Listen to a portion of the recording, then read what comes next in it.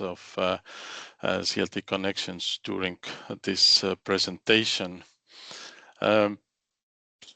Many years ago, some people were asking what is CLT. It was not too common material for buildings, but I think nowadays almost everyone knows about CLT. It's a structural timber member which is composed at least 3 bonded layers. Usually it's 3 or 5 or 7 layers, and at least one layer is perpendicular to the adjacent layer. So it's kind of composite element, and we can use CLT as an orthotropic plate. It means that we can the timber can act as a plate type member, and this will give a huge advantage in timber area. The other thing what we can use as a benefit from CLT is so-called locking effect, and we can use that in the connection part. So locking effect is means that when we have usual glulam or solid timber, then we have to check if this timber will split or not. And in cross-laminated timber, it's also possible, but it's not so common for CLT connections. So the splitting is avoided by the crossed layers. One thing we have to... No problem. I can just go inside. Maybe we can switch off TR's microphone. What we have to check if we design the CLT, we have to consider that it has wide face and edge face, and this is very important concerning the connection part. And the common use, or the let's say conventional applications of CLT are plate-like structures. This is like a replacement of reinforced concrete. We can make walls and floors with CLT, and here maybe the most beneficial part is that we can use CLT throughout many floors, like here in this our laboratory in Taltech building laboratory. We have this CLT wall here which goes through 3 stories, and it's possible to lift with a normal crane. So it's not possible when it is made of concrete. But there is also criticism, or CLT is often criticized because of this excessive material use, because we usually don't use the strength and stiffness fully from CLT. And I decided to show some examples or cases where this CLT can have real benefit. So it's not the usual common structure, but the places where we can use CLT's high strength and stiffness. So I have prepared some examples. For example, here we have one stage structure which is made with glulam frames, so the people can make here performances or sing or dance. And the stage needs electricity, of course. And in this example, the wall behind is made of CLT. if we try to make this like a not solid timber but glulam, this is hardly possible because this electricity needs very special cutouts from the timber part and channels for the cables, etc., etc. And this is very good place to use cross-laminated timber. Maybe here is not the case of the strength and stiffness too much, but timber as a pure timber plate is very right in this place. I have here some drawings of sections from different heights. The next thing, efficient use of CLT. Let's say I found an example calculation from BSB handbook. It's from Austria. TU Gras has made a really nice book about CLT or Brechbergholz when we talk in German. And there is an example building where it is shown the calculation of the shear in the wall, which is hardly possible to make with usual timber frame structure, because it has to take quite a lot of load, and in such places CLT is a very proper material to use. And also the floor elements, we can use floor elements, let's say 3 pieces for entire building, so it's also very beneficial in this case. The next slide contains also a formula. This is an example where CLT is used as a shear wall, and this is one of developments of company from Finland. It's called Unit Modules Finland, and they developed such a structure where the modules have steel columns, and between the steel columns is a CLT for pure shear. And this CLT is connected through the corners of the CLT, and here they used self-drilling dowels, and this wall is tested in Taltech.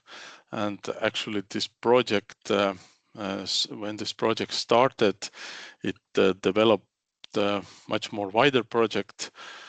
We also investigated timber, cross-laminated timber connections, and also embedment strength for dowels in cross-laminated timber. And the result of this project, or it's my PhD actually, the result is this characteristic embedment strength for dowels, bolts, and rods for CLT whiteface. You can find now in Eurocode. But here in this type of structure, this CLT is using very high potential.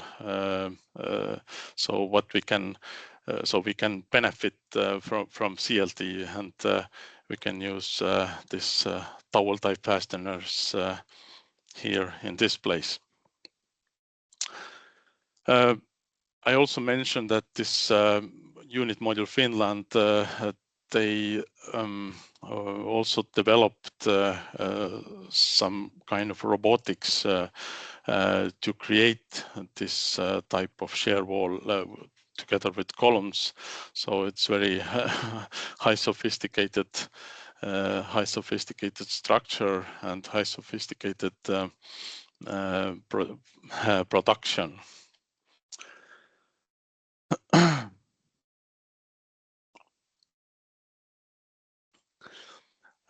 The next example where we used CLT as a shear wall, it's also tested here in TalTech University, and this is so-called 369 pattern building developed together with Estonian Academy of Arts. And here on this picture is a second prototype of this module. And also there are already some ready made buildings with this system. And we tested the first prototype of this module here in Tallinn. And the idea of this structure is that every module has two frames which can take horizontal load, but in longitudinal direction there is no stiffness or no stiff element. And one option to achieve the stiffness in longitudinal direction is to put the other module next to the module we want to make stiff, so we can use the frame itself, or we can use the CLT shear wall, which is connected from bottom also with the double type fasteners. And also it is tested here in Tallinn in old laboratory. Yes, what I mainly presented now is more about dowel type connections, but when we use screws in CLT connections, it's actually, when I go back very slightly to this picture, this picture also shows that for CLT, so conventional buildings, usually we use angle brackets and nails, and the screws are maybe used in the places where we connect the plates each other. And in many cases, this connection doesn't have to take too much load. So this is more for a connecting reason. But when we need to design CLT or screw in the CLT, you already know this formula from the new Eurocode, where we want to calculate characteristic withdrawal resistance. We have to check the pull out from each timber member. So we can have a situation where we have on one side one situation, and on the other side the other situation regarding the withdrawal strength. Then we have to check the timber part for withdrawal and also the steel part, but withdrawal capacity needs this withdrawal strength, and the withdrawal strength formula has these two parameters, Kw and Kmat. We have talked about this Kmat. Kmat is considering the number of layers, so how many layers we penetrate with. This is not the case here, but how many layers we penetrate with threaded part, and we can increase the withdrawal strength up to 15%. So when we have 7 layers, so it's the maximum what we can use.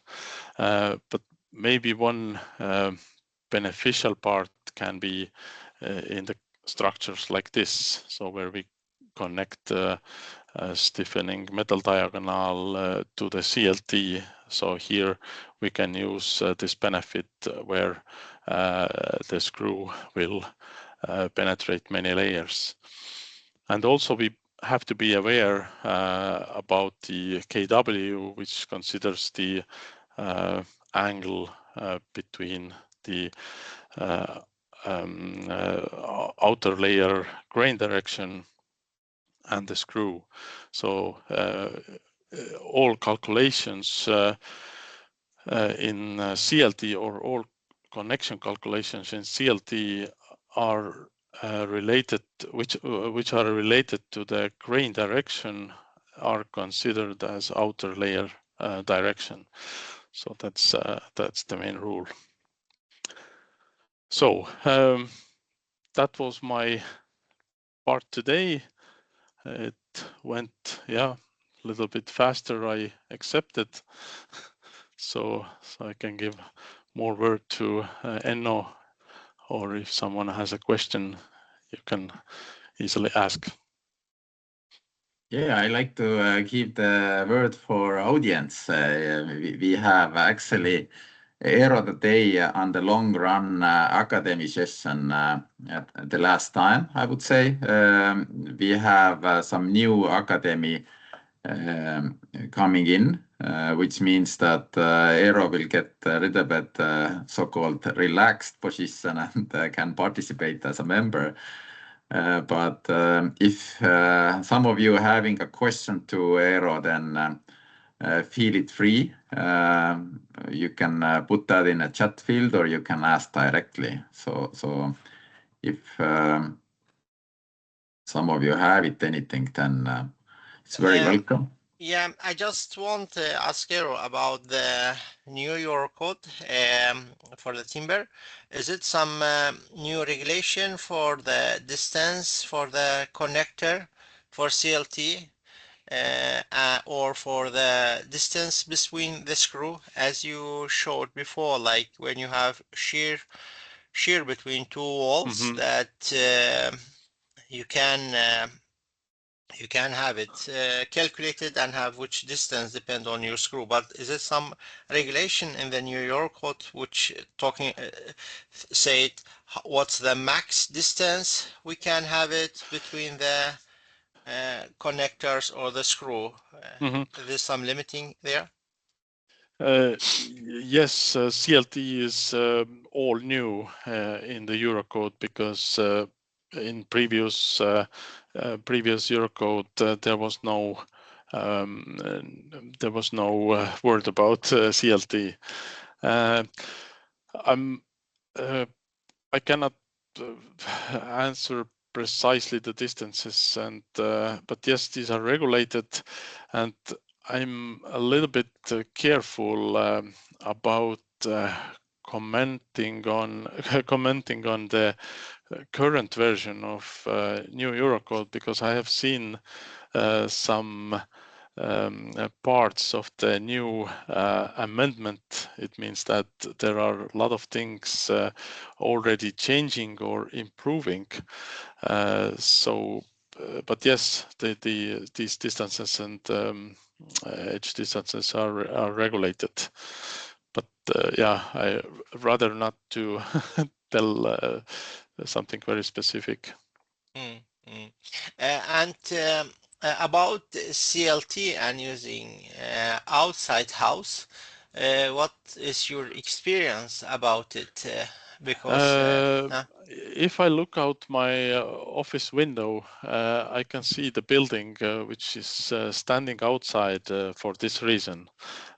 This is CLT in environmental class, or use the class 3. Yeah, service class 3. Yeah, I always mix that with the steel class.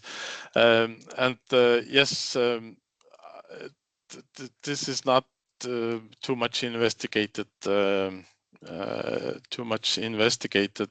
part, and it's not allowed to use in service class 3 yet. Outside, yeah. It must, you mean it must be like either we use it outside, but it must be protected from the direct rain. Protected we can use. Rain or snow. Protected we can use. Yeah. I also had this in my presentation, this stage structure. So there is a covered CLT. Yeah.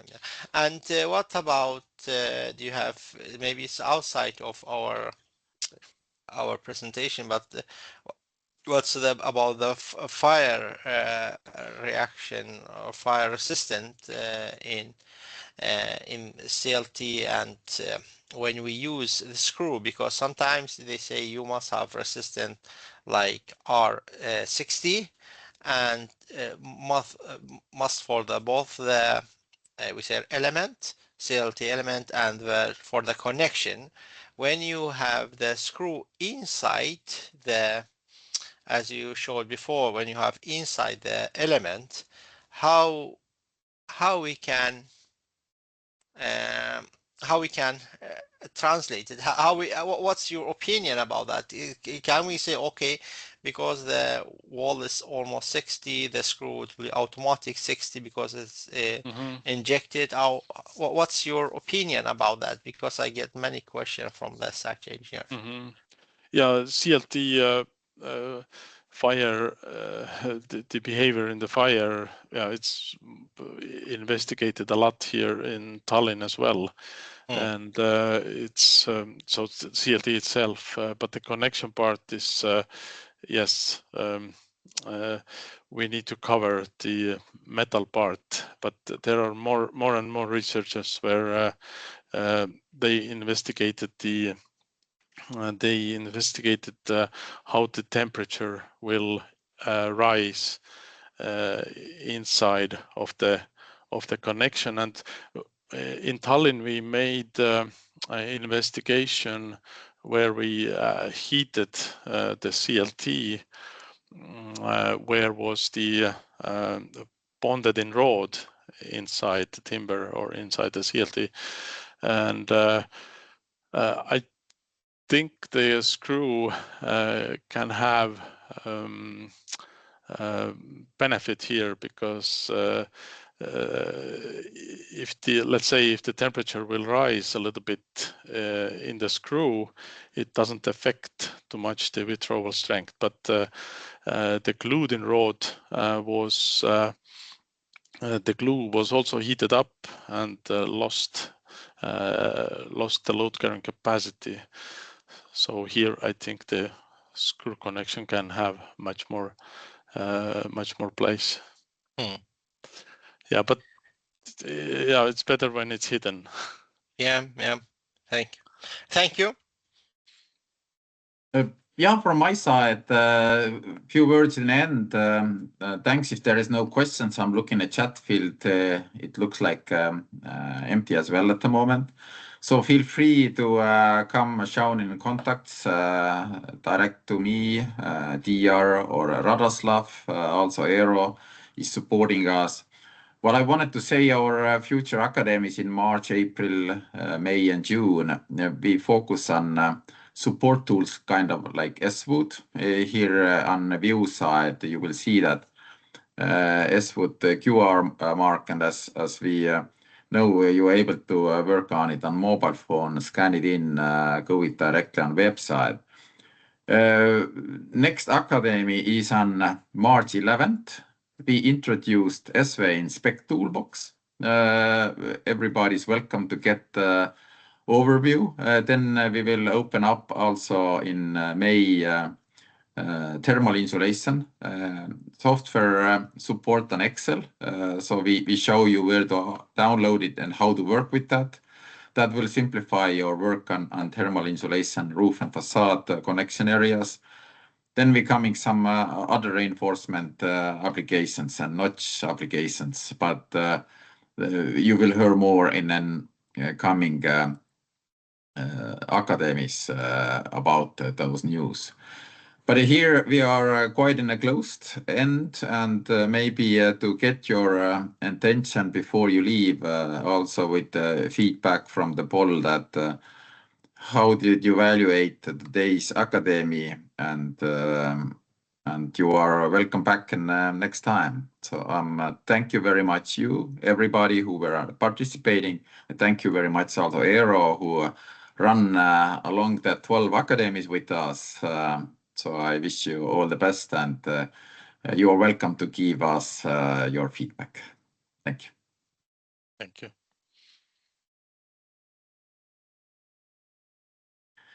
here I will end the session of recording. Thank you. Thank you. Bye. Thank you very much.